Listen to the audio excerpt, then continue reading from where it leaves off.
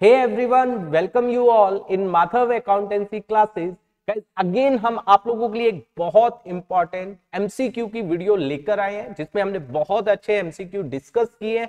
उसको स्टार्ट करने से पहले एक बात और बताना चाहूंगा, हमने नियर अबाउट 3 to 4 मंथ्स में बहुत सारे शॉर्ट्स बनाए हैं आप लोगों के लिए 12th क्लास के लिए, जो एग्जाम पॉइंट ऑफ व्यू से बहुत ज्यादा इंपॉर्टेंट है। उसमें जाकर जो इंपॉर्टेंट क्वेश्चंस है उसकी प्लेलिस्ट में जाकर उन शॉर्ट्स को चेक कर सकते हो और वो शॉर्ट्स आप जरूर देखिए ताकि आपको सारी चीजें क्लियर हो जाए, कोई भी ऐसी चीज ना हो जो एग्जाम में आपको ना आती हो, क्योंकि हमने बहुत अच्छे शॉर्ट्स बनाए हैं, बहुत अच्छे कॉन्सेप्ट हमने डिस्कस किए हैं उसके अंदर, तो आप वहां पर जरूर जाकर देखिए। तो चलिए गाइस स्टार्ट कर रहे हैं आज का लेक्चर विद बहुत अच्छे एमसीक्यू के साथ। चलिए गाइस स्टार्ट करते हैं, लेट्स स्टार्ट।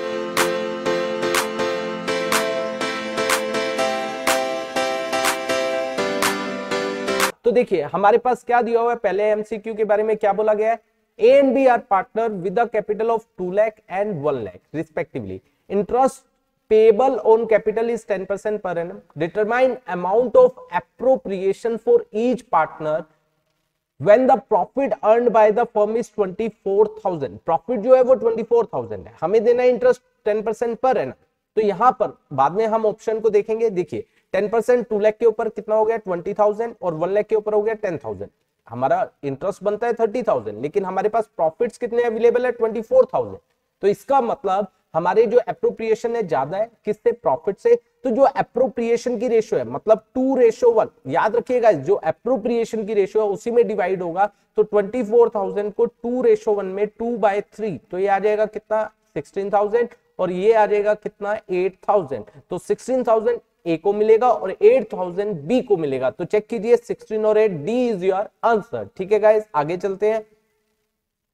बहुत अच्छा पॉइंट है, ध्यान से समझना। Partners drawing account is closed. कैसे क्लोज्ड होता है, by transferring to the credit side of capital account. नहीं गाइस, क्योंकि पार्टनर अगर ड्रॉइंग करते हैं तो आप एंट्री करते हो drawing account debit to bank, ठीक है। और उसके बाद ड्रॉइंग के अकाउंट को कैसे क्लोज करते हो, या तो पार्टनर्स कैपिटल में जाता है, अगर आपका फ्लक्चुएटिंग है, अगर आपका फिक्स है तो करंट में जाता है। अकाउंट डेबिट करते हो टू में ड्रॉइंग। तो अल्टीमेटली आपने क्या किया, ये कह रहे by transferring to the credit side of capital. नहीं, क्रेडिट में नहीं जाता है क्योंकि पार्टनर कैपिटल और करंट तो डेबिट हो रहे हैं। By transfer to the credit of current account, नहीं गाइस ये दोनों तो है ही नहीं। आइदर ए और बी, नहीं बिल्कुल भी नहीं। By transferring to the debit side of capital और current account, that is your answer. I hope ये बात आपको समझ आई होगी। इसके बाद नेक्स्ट चलते हैं। देखिए बहुत अच्छा पॉइंट है, which of the following statement is correct. Goodwill at the time of retirement, retirement की बात हो रही है, of a partner is credited to the remaining partners capital account in their sacrificing ratio। guys हम उनके partner के capital account को क्या करते हैं, रिमेनिंग पार्टनर के कैपिटल अकाउंट को क्रेडिट करते हैं इनके सैक्रिफाइसिंग रेशियो में।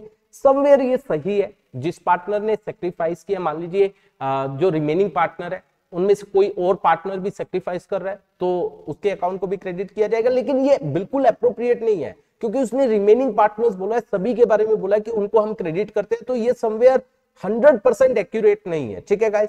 उसके बाद second, goodwill at the time of retirement of a partner is credited to the remaining partners in their gaining ratio. ये तो बिल्कुल ही गलत है क्योंकि गेन करेगा तो डेबिट ही होना है। Goodwill at the time of retirement of a partner is debited to remaining partners capital account in their new profit sharing ratio. ये भी गलत है क्योंकि डेबिट होता है, रिमेनिंग पार्टनर डेबिट होते हैं और उनकी गेनिंग रेशियो में होते हैं, ये बिल्कुल सही है।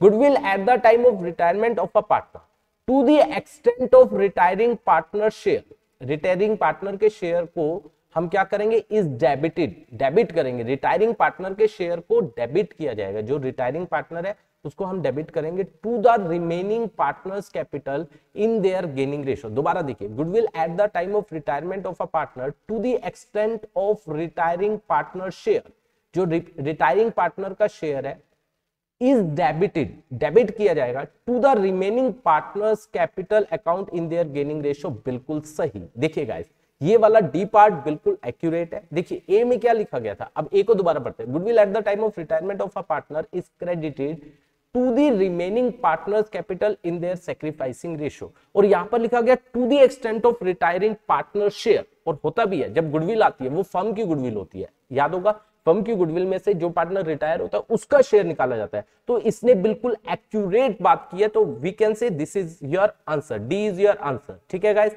इसके बाद हरी अगरबत्ती लिमिटेड इशू किया उसने 50,000 8% debenture of 100 each.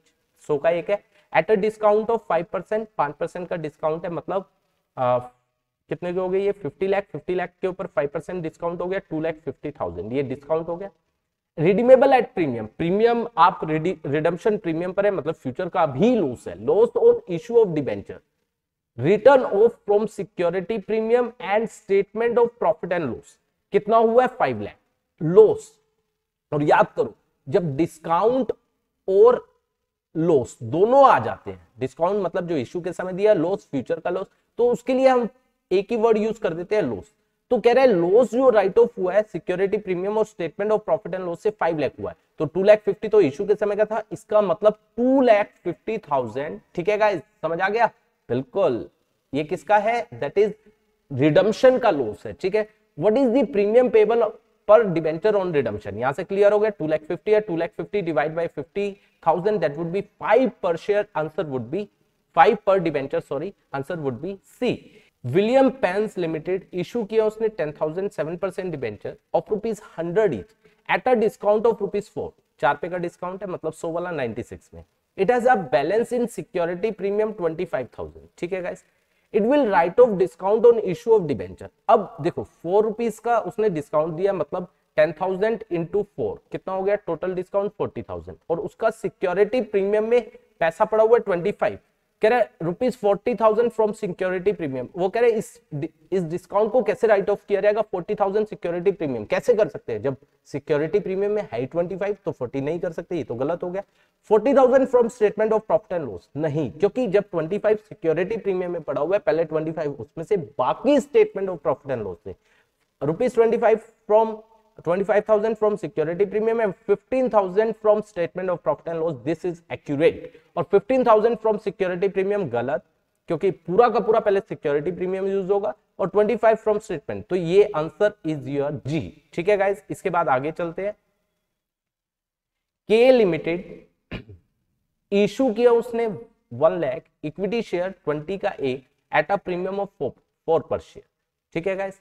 Amount was payable 8 on application including ₹2 premium. ठीक है, मतलब 20 + 4 24 हो गया, 8 एप्लीकेशन पर हो गया, 8 including balance premium on allotment, 8 वो हो गया, बाकी बच गए 8 balance on first and final call, मतलब ₹8 फर्स्ट एंड फाइनल। और एक बात और, फर्स्ट एंड फाइनल में कोई प्रीमियम नहीं है, क्योंकि प्रीमियम ₹2 एप्लीकेशन पर है, ₹2 अलॉटमेंट पर, खत्म हो चुका है। ठीक है। इसके बाद इसका मतलब फर्स्ट एंड फाइनल कॉल पर ₹8 ओरिजिनल अमाउंट है। ठीक है, क्योंकि ₹6 एप्लीकेशन पर ओरिजिनल, ₹6 अलॉटमेंट पर, और ₹8 फर्स्ट एंड फाइनल कॉल पर, ये ओरिजिनल अमाउंट है। 6 और 6 12 और 8 20। It received ₹8 lakh as allotment money, allotment money का 8 लाख मिला, 1 लाख अलॉटमेंट मनी 8 पूरा का पूरा मिला, कोई दिक्कत नहीं है। And 7,04,000 as first and final call, first and final call पर 7,04,000 मतलब कम आया। ध्यान से पढ़ना, हमसे मांगा क्या गया? Share subscribe but not fully paid up. जो शेयर सब्सक्राइब तो हो गए लेकिन फुली पेड अप नहीं है, वो शेयर कितने हैं? आर कितने हैं? देखो यहां पर कितना पैसा नहीं आया, आना कितना चाहिए था? 1 लाख शेयर पर, ओरिजिनल अमाउंट है 8, तो 8 लाख आना चाहिए था। आया कितना है? 7,04,000, तो कितना नहीं आया? 96,000। ठीक है, ये रुपीज नहीं आए। कितने शेयर पर शेयर पर कितने रुपीज है? 8, तो कितने शेयर हो गए? 12,000। तो ये 12,000 शेयर जो है वो subscribe but not fully paid up share है, तो ये आ जाएगा 12,000, that is your C answer. I hope ये बात भी आपको समझ आई होगी। इसके बाद read the following hypothetical situation and answer question number A, B and C. Shiv and Mohan are partner sharing profit and losses in the ratio of 3:2। ठीक है। ऑन 31 मार्च 2022 ईयर एंड में their capital stood at rupees, कितनी capital है? 55,000 and 45,000। After distribution of net profit divide कर चुके हैं, देखो net profit हमने डिवाइड कर दिया 15,000, and due consideration of drawings of partner 6,000 and 4,000, मतलब 6,000 और 4,000 ड्रॉइंग्स को भी हम कर चुके हैं adjust. After closing the books the following discrepancy were noticed. Book जब क्लोज हुई उसके बाद पता चला an item in the inventory was valued at ₹12,800, 12,800 की इन्वेंट्री स्टॉक है, but had net realisable value 8300। भैया आपको पता है जो इन्वेंट्री होती है वो कैसे दिखाते हैं, कॉस्ट और realisable value whichever is less, लेकिन गलती से हमने 12,800 पर दिखा दिया, दिखाना चाहिए था 8300 पर, ठीक है। उसके बाद ₹2400 paid for insurance premium for the year ending on 30 June 2022 had been debited to profit and loss account. My god, क्या किया उसने, जो इंश्योरेंस प्रीमियम 30 जून 2022 तक का था 2400 रुपए, हमने सारा का सारा इसी साल का दिखा दिया। मतलब ये अगला 3 महीने का, 3 मंथ्स का, अप्रैल मई जून 3 मंथ्स का प्रीपेड था, हमने उसको भी इस साल का क्या मान लिया, खर्चा मान लिया। मतलब 2400 में 3/12 तो ये आ जाएगा 600 रुपए, जो अगले साल का खर्चा था, इस साल की एसेट थी, हमने उसको भी खर्चे में दिखा दिया, ठीक है। ये भी बात क्लियर हो गई। Interest on capital at 5% on partner's capital at the beginning of the year and interest on drawing of the partner at 8% per annum were left out of consideration। हमने ये दिया नहीं है, इंटरेस्ट ऑन कैपिटल नहीं दिया, interest on drawing लिया नहीं है, ठीक है। अब देखो आपसे मांगा क्या गया, बहुत अच्छा क्वेश्चन है, जबरदस्त question guys. Balance of opening capital, पहली बात तो ओपनिंग कैपिटल आपको निकालनी है। देखो अब अगर मैं यहां पर बात करूं, क्लोजिंग कैपिटल आपको दी हुई है 55,000 एंड 45,000, ठीक है। इसमें प्रॉफिट ऑलरेडी 15,000 डिवाइड हो गया 3:2 में, तो 3/3/5, 5 से 15, ये आ जाएगा 9,000। ये ऐड हो चुके हैं गाइस, गलती मत करना, इसको माइनस करेंगे, ठीक है। इसके बाद जो ड्रॉइंग्स है वो भी हमने क्या कर दिया माइनस, तो इन सबको ऐड कर देंगे 6,000 एंड 4,000। तो अल्टीमेटली बस यही हुआ है 15, ये 3 माइनस कर दो 52,000, ये आ गई ओपनिंग कैपिटल, और ये इसमें से 2 माइनस कर दो, ये आ जाएगी 43,000। That would be your opening capital. Check it out, 52 and 43, C is your answer. पहला आंसर आपका निकल गया, ठीक है। Correct net profit for the year, okay, correct net profit. देखिए प्रॉफिट है कितना है, 15,000 दिया हुआ है, इसको मैं अदर पेन से कर देता हूं, यहाँ पर 15,000 आपको प्रॉफिट दिया हुआ है, आपको करेक्ट निकालना है। अब ये चीजें आपको केवल नेट प्रॉफिट निकालना है, तो पहली बात इंटरेस्ट ऑन कैपिटल और ड्राइंग, इंटरेस्ट ऑन ड्राइंग नहीं आएगा, क्योंकि net profit is a part of profit and loss account, और interest on drawing, interest on capital is a part of profit and loss appropriation. ये आपको ध्यान रखना है। देखो आपने 12,800 दिखा दिया, लेकिन दिखाना चाहिए था 8,300, तो इसका मतलब आपने इन्वेंट्री, ध्यान रखिएगा, आपने इन्वेंट्री को ज्यादा दिखा दिया, क्लोजिंग स्टॉक ज्यादा दिखाया, क्रेडिट साइड बढ़ गई, प्रॉफिट बढ़ गए होंगे, तो आपको प्रॉफिट्स को कम करना पड़ेगा। तो यहां पर 12,800 माइनस 8,300 दैट वुड बी 005, 4,500 से प्रॉफिट को आपको कम करना पड़ेगा, तो दैट वुड बी 10,500, ठीक है गाइस, ये प्रॉफिट रह गए। उसके बाद हमने निकाला था, यहां पर देखिए 600 जो है ये आपका, आपने खर्चे में ज्यादा दिखा दिया, ये अगले साल का खर्चा था, इस साल में ही दिखा दिया 600, तो इसको हम ऐड बैक करेंगे, 600 को हम यहाँ पर ऐड बैक कर देंगे, तो ये आ जाएगा 11,100, that is your net profit. ये आपका एग्जैक्ट नेट प्रॉफिट आ गया, तो बी इज योर आंसर, ठीक है गाइस। इसके बाद divisible profits, all right, divisible profit, तो आपका देखो 11,100, तो ये आपका क्या आ गया नेट प्रॉफिट। अब आपको क्या करना है, इंटरेस्ट ऑन कैपिटल देना है 5%, ठीक है, और इंटरेस्ट ऑन ड्राइंग लेना है, दैट इज 8%। पहले इंटरेस्ट ऑन ड्राइंग को लेंगे, इनकम, ये प्रॉफिट्स है, प्रॉफिट्स में ये ऐड होंगे, इनकम आपकी बढ़ जाएगी। तो यहां पर देखिए अब 6 और 4 10, देखो अब मैं इसको कैसे कर सकता हूँ, बहुत इजी वे में, क्योंकि हमें कैलकुलेशन नहीं करके दिखानी है, हमें ऑप्शन चूज करने हैं। टोटल ए की थी ड्राइंग 6,000, बी की ड्राइंग है 4,000, मैंने क्या किया 10,000 कर दिया, 10,000 गुना 8/100, क्योंकि कुछ नहीं बोला है तो 6 मंथ्स का लगता है, 6/12, ठीक है। तो यहाँ पर 2 0 से 2 0, 6 दूनी 12, 2 चुके 8, 400 रुपए मैंने यहाँ पर कंबाइंड ऐड कर दिए, तो ये आ गया 11,500, ठीक है गाइस। अब इंटरेस्ट ऑन कैपिटल देना, अगेन मैं इसको भी कंबाइंडली कर सकता हूं, देखो interest on capital opening balance पर है, ये रहा 52 एंड 43, दैट वुड बी 95,000, ठीक है।